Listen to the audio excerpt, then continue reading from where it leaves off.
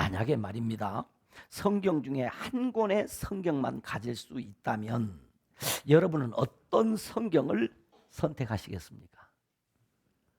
이 동일한 질문을 많은 신학자들에게 했더니 그 신학자들의 답은 두 가지였습니다. 첫째는 노마서이고 두 번째는 요한복음이었다고 합니다.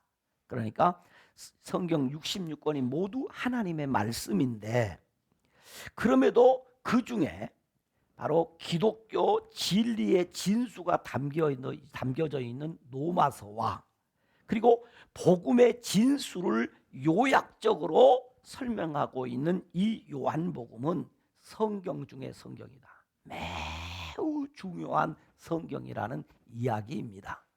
그러므로 성경이 다 없어진다 할지라도 노마서 한 권이 있다면 기독교 진리를 확실히 우리는 알 수 있게 되고, 그리고 사복음서가 있고 많은 성경에 있어 복음을 말하고 있지만은 그 모든 성경들 가운데 요한복음은 복음의 내용을 가장 깊이 있게 설명한 책이 요한복음이라는 말입니다.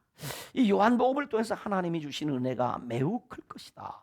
그래서 마태, 마가, 누가복음이 있지만은 이 공간복음을 다 요약해서 요한복음은 가장 늦게 기록한 책이에요. 맨 마지막에. 그러니까 아마도 사도 요한이 마가복음이나 누가복음이나 마태복음을 아마 보지 않았을까? 그것을 보고 이 요한복음을 기록하지 않았을까? 왜냐하면 이 요한복음은 AD 85년에서 90년경에 기록된 책이거든요. 그리고 이 요한복음을 기록한 사람은 세례 요한의 제자였다가 예수님의 제자가 된 그런 사람 중에 한 사람인 바로 사도 요한이 기록한 책이 요한복음입니다.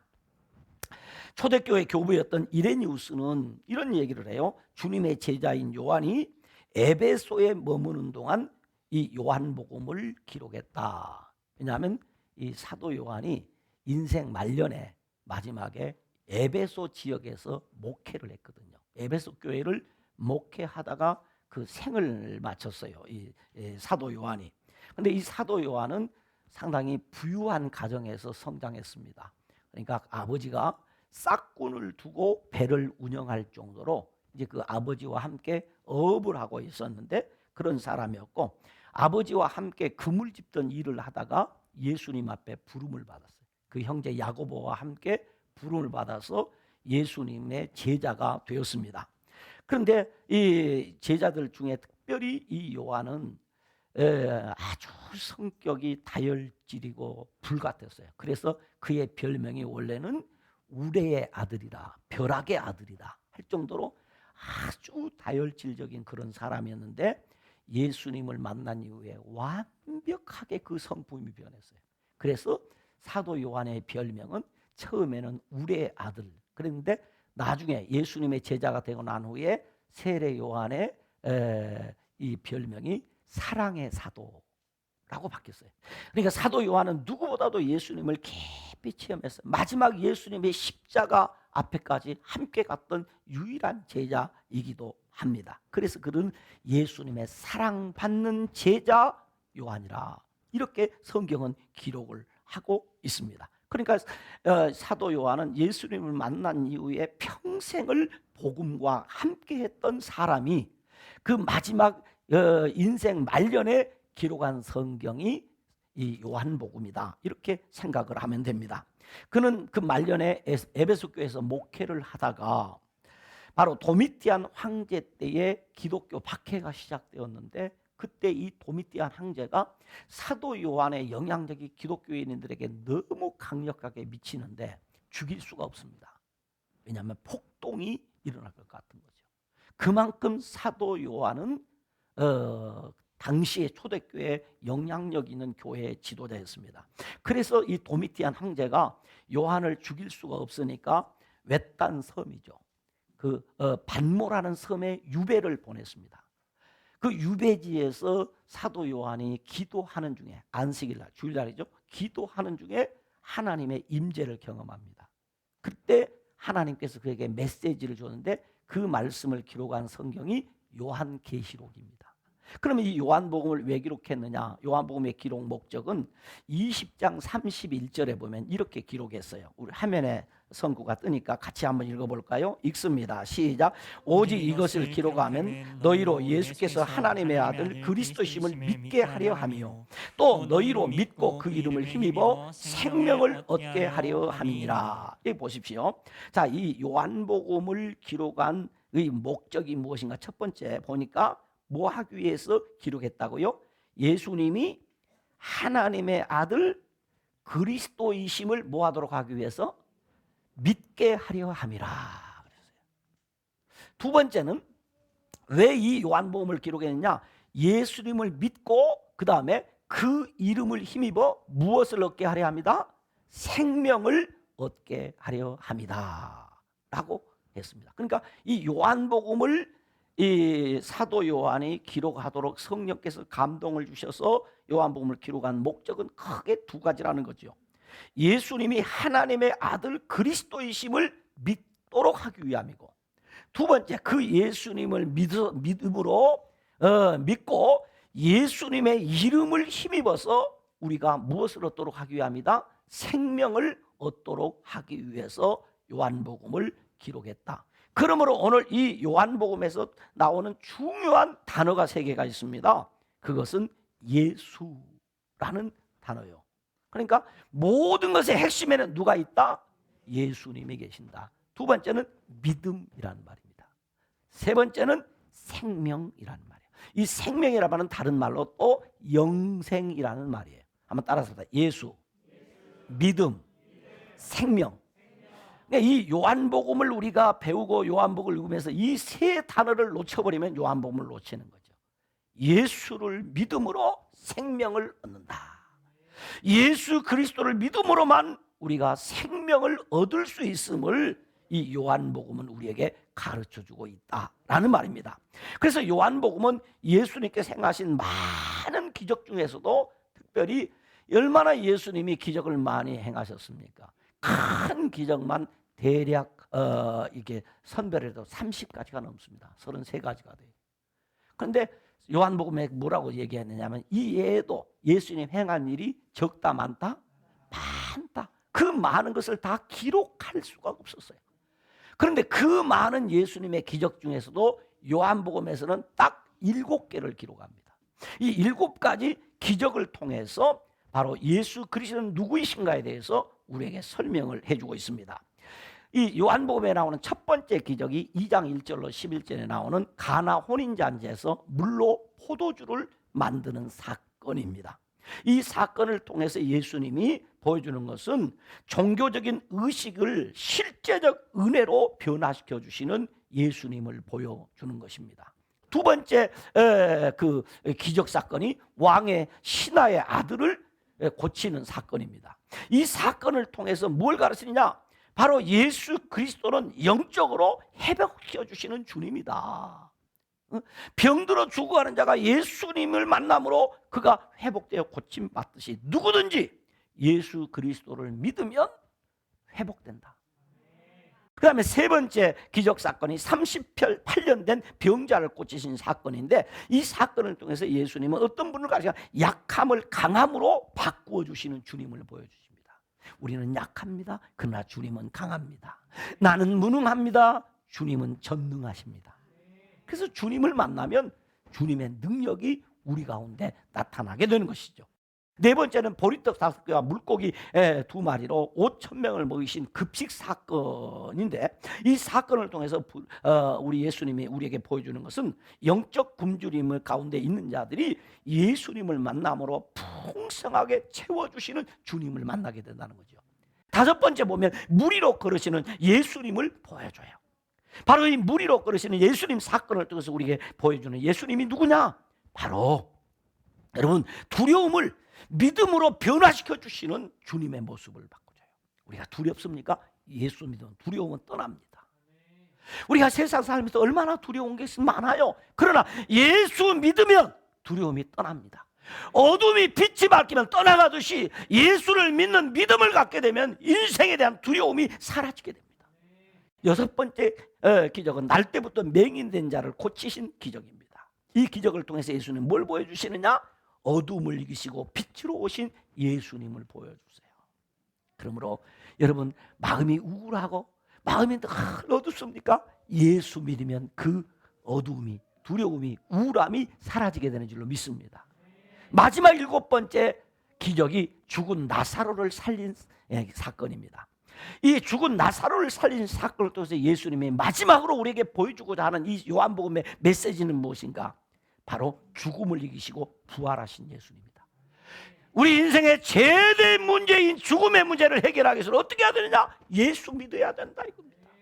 예수 믿어야 죽음의 문제를 해결할 수 있고 죽음을 이길 수 있다. 이것을 이 요한복음은 우리에게 가르쳐주고 있어요. 이처럼 요한복음에서 주님께서 많은 표적을 행하신 후에 하신 말씀입니다. 내 때가 아직 이르지 아니하였다. 이 말은 무슨 말이냐면, 이 요한복음을 받아든 성도들이 당시 어떤 상황이냐면 많은 박해 가운데 있었어요. 핍박 가운데 있었어요. 이런 주님을 보았음에도 불구하고 이 핍박 가운데서 낙심하지 아니하고 뭐 해라? 기다리라. 아직 주님이 이 일을 다 이루지 못했다. 주님이 이 일을 다 이루실 때, 그것은 예수님의 십자가 사건을 암시하는 것인데, 그때 이런 역사가 나타날 것이다 이 말이에요.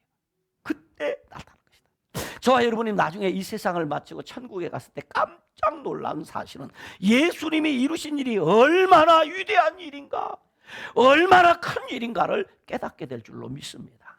아니, 이 땅에서도 우리가 우리 주님이 행하신 이 위대한 일을 경험하면서 사시게 되기를 주님의 이름으로 축원합니다.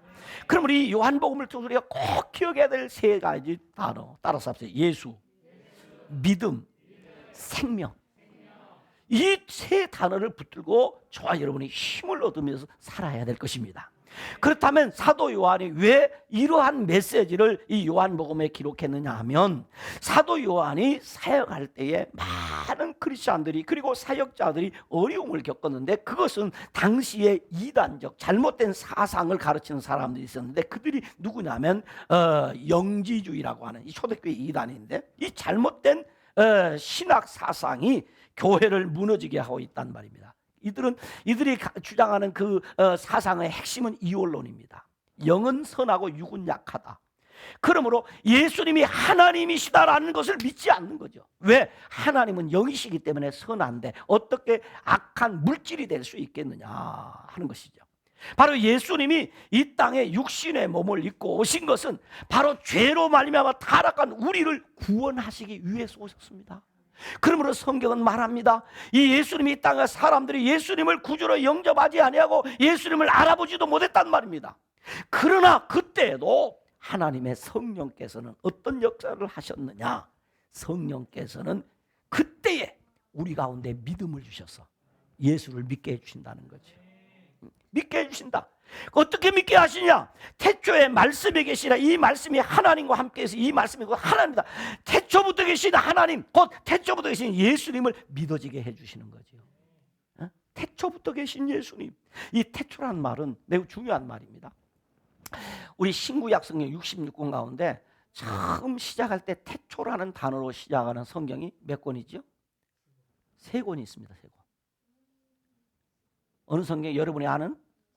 창세기 1장 이제 태초에 하나님이 천지를 창조하시니라는 말로 시작돼요. 두 번째는 요한복음 오늘 1장 1절에 태초에 말씀이 계시니라. 그 다음에 세 번째는 요한일서에 요한일서 1장에 태초로 시작을 하거든요.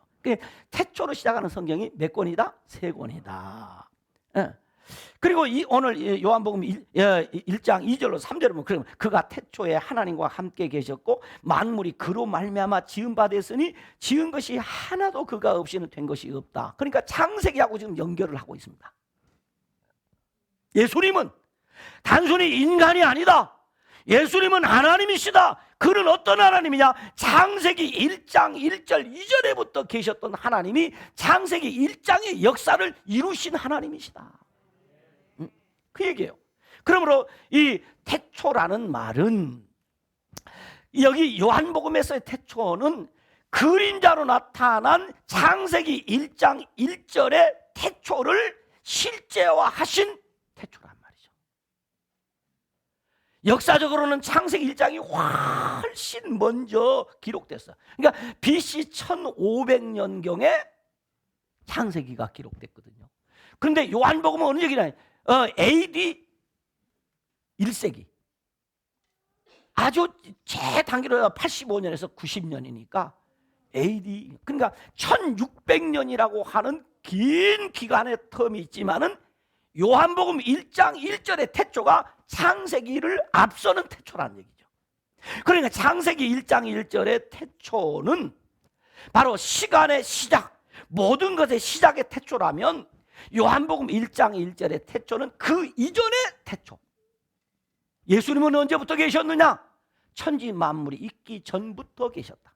그래서 창세기 1장 1절 태초에 하나님이 천지를 창조하시니라는 말은 하나님이 어떤 분인가 설명을 안 해요.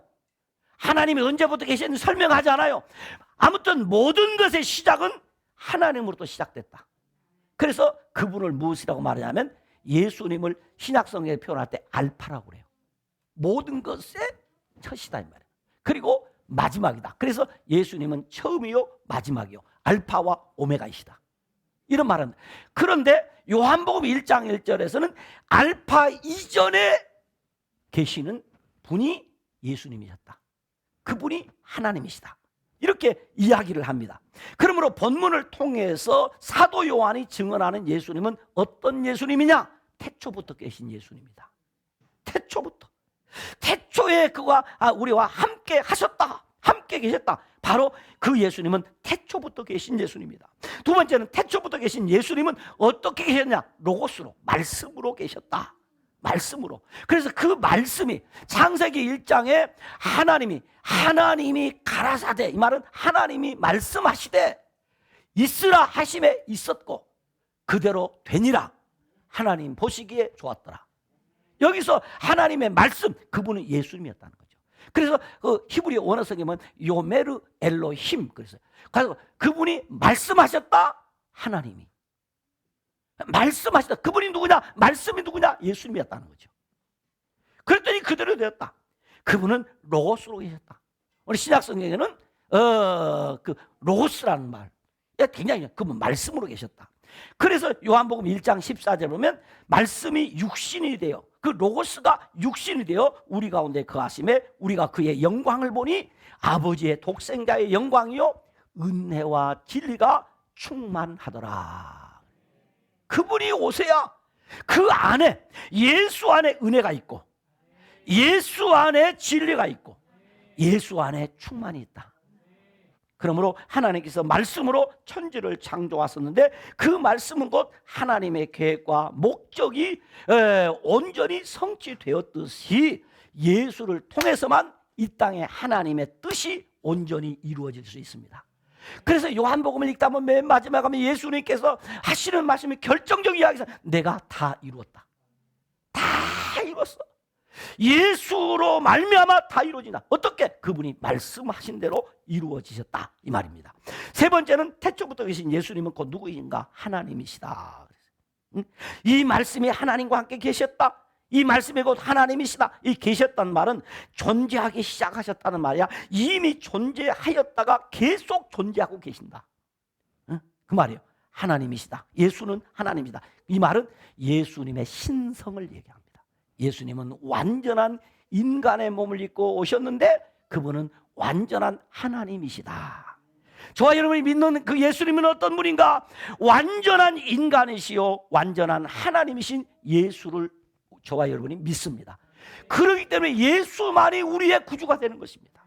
예수 외에는 그 어떤 구원이 없습니다. 예수만이 구원주이십니다. 그래서 성경은 예수님께서는 말씀하기를 나와 아버지는 하나다 그렇게 얘기해요. 네 번째는 태초부터 계신 예수님은 만물의 창조주이시다. 오늘 본문 3절 말합니다. 만물이 그로 말미암아 지음 되었으니 지은 것이 하나도 그가 없이는 된 것이 없느니라. 예수님 없이는 이 땅에 생긴 것이 없다 이 말이에요. 그러므로 우리 안에도 예수가 있어야 있는 겁니다. 예수가 있는 사람이, 예수를 그 마음속에 모신 사람이 존재하는 사람이, 예수가 없는 인간은 nothing, 아무것도 없습니다. 예수 안에 모든 것이 있습니다. 예수 안에 기쁨이 있습니다. 예수 안에 생명이 있습니다. 예수 안에 능력이 있습니다. 예수 안에 축복이 있습니다. 예수 안에 생명이 있습니다. 예수 안에 모든 것이 들어있어요. 예, 예수 없이는 이 땅에 이 존재하는 것이 아무것도 없다, 그 얘기입니다. 그러므로 예수님은 피조물이 아니고 창조주이시다. 예수님은 지음받은 존재가 아니라 지으신 분이시다. 그러므로 예수만이 우리의 구원자이다. 마지막 다섯 번째로는 바로 태초부터 계신 예수님은 생명의 빛으로 오셨다. 그래서 4절에 그 안에 생명이 있었으니 이 생명은 하나님의 사람의 빛이라고 그랬어요. 예수님은 이 땅에 어떻게 오셨냐? 생명으로 오셨다. 그래서 요한복음은 생명으로 시작해서 생명으로 끝이면 1장에서 생명을 말합니다. 1장 4절에서 마지막 20장 31절에 가서 생명으로 끝을 맺고 있습니다. 여기서 생명이라는 죽음과 반대되는 삶을 말합니다. 곧 영생을 말합니다. 그 안에만이 생명이 있다.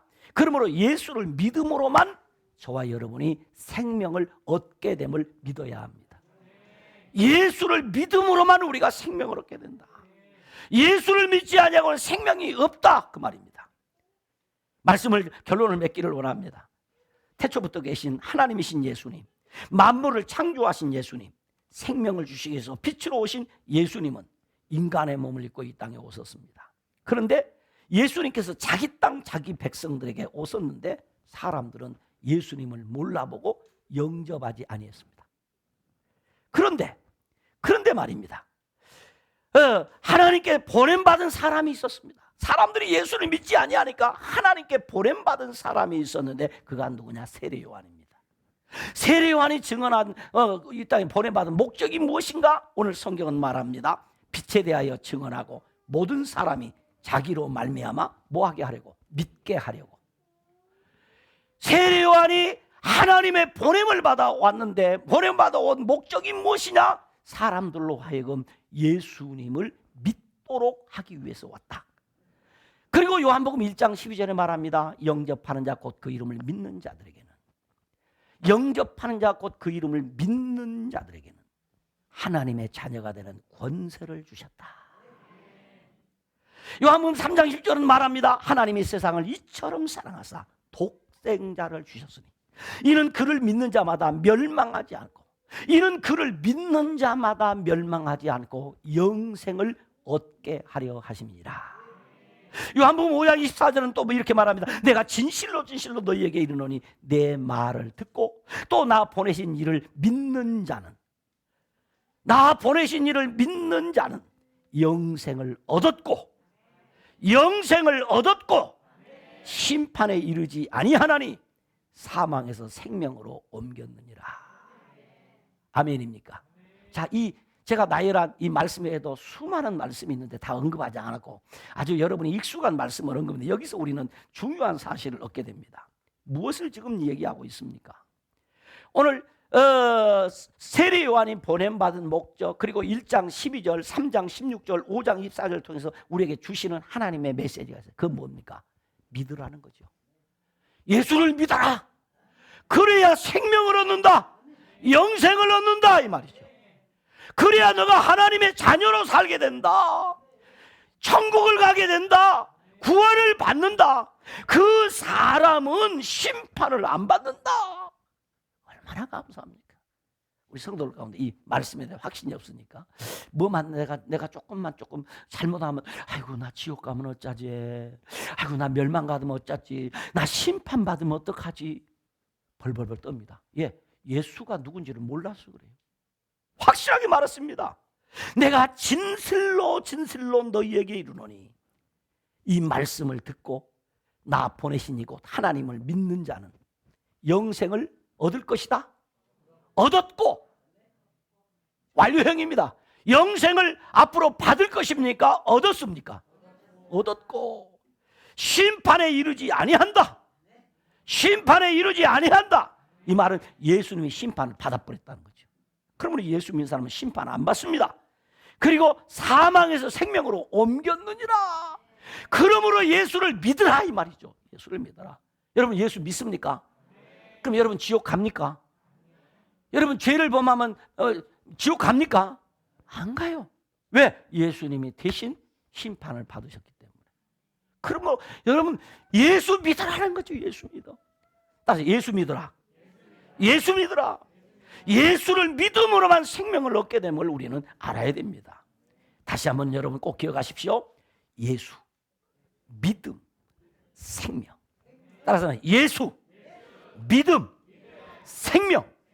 이 말씀을 꽉 붙잡는 은혜가 있기를 주님의 이름으로 축원합니다. 기도합니다. 하나님 아버지 감사합니다. 우리가 앞서간 신앙 선배들을 통해서 이렇게 분명하고 확실한 하나님의 말씀을 듣고 배울 수 있게 해주셔서 감사합니다. 우리가 요한복음 말씀을 통해서 날마다 예수, 믿음, 생명이라는 이 진리를 붙잡게 하여 주시옵시고, 우리가 부족하고 연약해도 예수를 믿음으로 말미암아 영생을 얻어 하나님의 자녀의 권세를 누리며 살아가는 복된 성도들 되게 하옵소서. 예수님 이름으로 기도드리옵나이다. 아멘.